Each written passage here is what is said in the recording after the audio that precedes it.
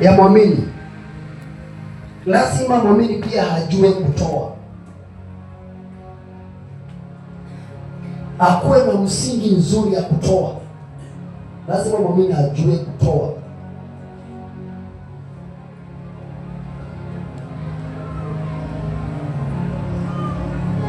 So mwamini akitaka kutembea katika ushindi, yani kama ni ubandi ya kutajirika, utajiri yako nayo. Ubandi ya pesa yako nayo. Mali yako nayo. Basi huyo mwamini itamlazimu ajifundishe kutoa.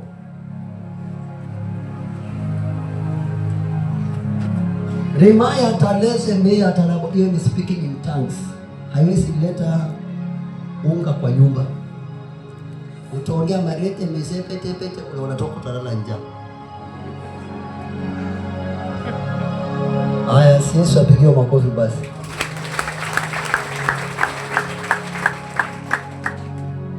Nataka niongee na mtu hapa hivi.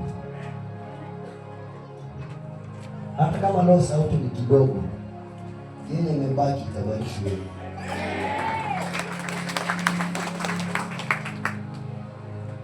Samani zebe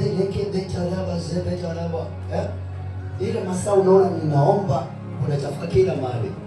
Usifikirie tu hiyo ni jambo ya kawaida. Jambo kawaida. So umekutana na speaking in tongues nyingi, lakini unaongea in tongues na baada ya tongues unakimbia kwa usharati. Na hiyo ndio ilifanya mpaka mimi nikaanza ku doubt tongues.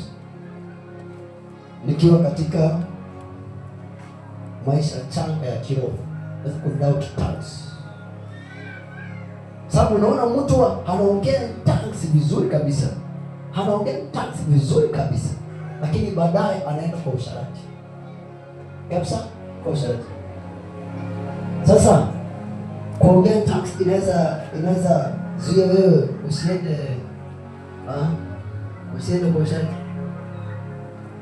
Kuna kitu unafaa kufanya kabla uongee tongues. Hiyo nyamaza kwa sababu najua mtaelewa. Kuna kitu unafaa kufanya before. Unafaa kukaa katika neno sana. Zama katika neno. Jifundishe kutoa. Kutoa iko na nguvu. Na inaweza fanya maombi yako iwe na nguvu.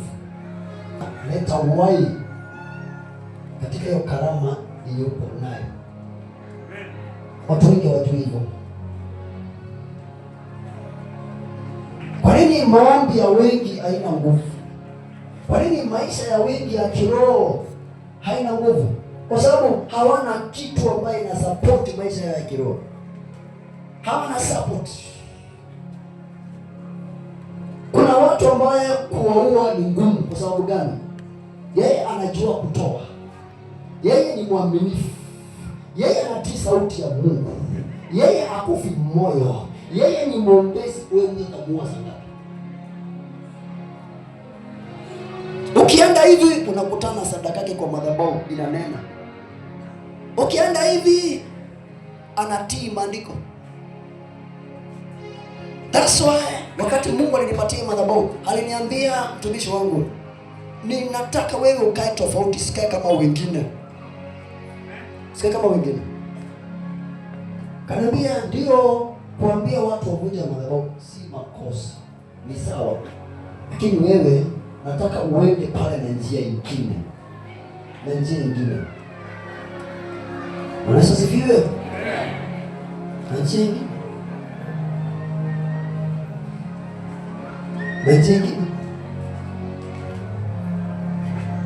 Na njia nyingine ni gani? Njia nyingine ni gani?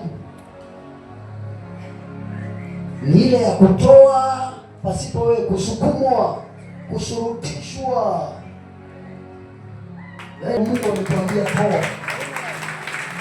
Unasifiwe? Unatoa kutoa kwingi. Si haitoki kwa Roho Mtakatifu, unajua hivyo. Ile unasukumwa na mtu. unasukumwa na mtu, unaamua kulala njaa. Sema hata nitoe 1,000, nilikuwa nimesema hii inisukume mpaka mwisho wa mwezi.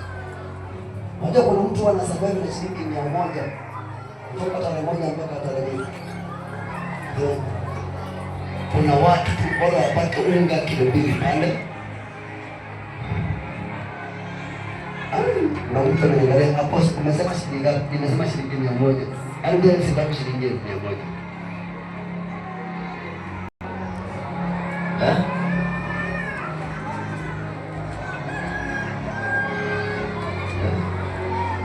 Najua mke wangu sasa anakumbuka mahali tulipo.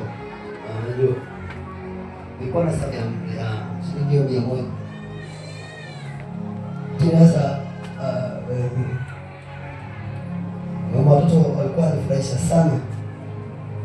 Wewe sana. Unamwachia hiyo shilingi 100, unamwambia najua hii ndio mwisho. Hii tukimaliza tumekufa na kwenda. Wala sivyo.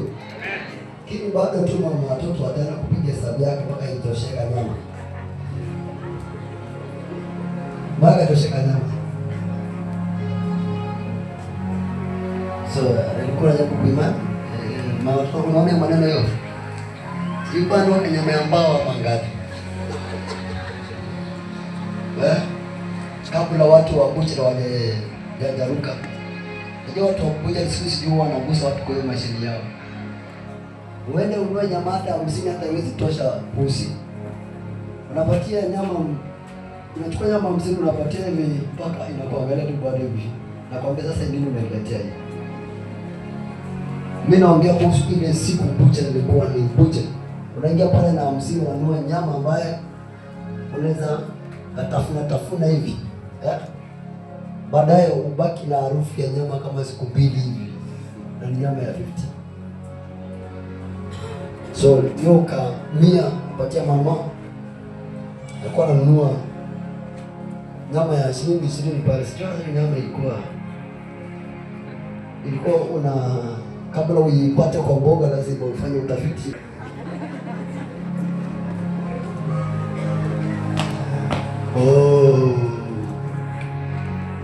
Mungu toa watu mbaya.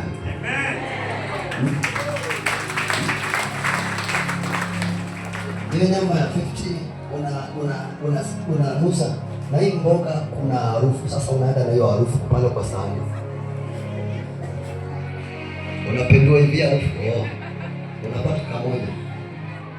Ukule hiyo kamoja tena inabidi tena ufanye tena utafiti tena utafute ingine kukule. Yeye maisha na pengine wengine wanaishi mpaka leo. Lakini after this service Mungu anaenda kuinua maisha. Mungu anaenda kuinua maisha yako. Lakini tulipita hiyo maisha na tukatoka hapo. Kutoka hapo. Hawezi kaa kwa level moja kama wewe ni muamini ambaye unafuata hatua ya muamini mshindi. That's why wewe si mimi niko hapa kama Bwana. Na umeona steps zangu za kiroho. Umeona steps zangu za kiroho. Using'ang'ane. Sababu kuna mtu anaweza tembea na mfalme na bado anang'ang'ana. Unaona kama Judas alitembea na Yesu na bado alikuwa anang'ang'ana na hiyo tabia yake ya wizi. Anatembea na mfalme wa wafalme. Just imagine. Sababu gani? Yeye akukuwa anafuata hatua ya Kristo. Yeye alikuwa anafuata pesa ambazo zinaokotwa pale. Pesa. Zile pesa alikuwa anafuata. Na hiyo pesa ilimpeleka wapi? Kuna hatua ni lazima ufuate. Wacha nikwambie. Ikiwa wewe haujui kutoa basi ukome kupokea. Maana kuna watu wengi wanataka kupokea, mbona sipatiwi? Sasa wewe nataka nikuulize, wewe ulitoa yako lini ikakuliwa?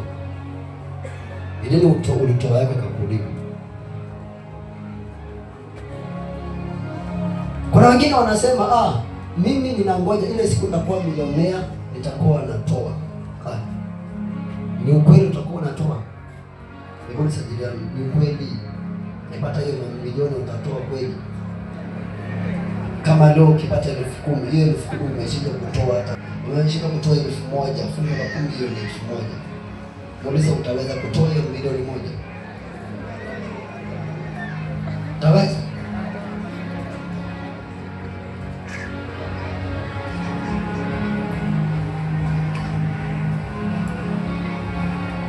Maana ukipata milioni moja, unafaa kuleta pesa ngapi hapa? Fungu la 10 pesa ngapi hapa?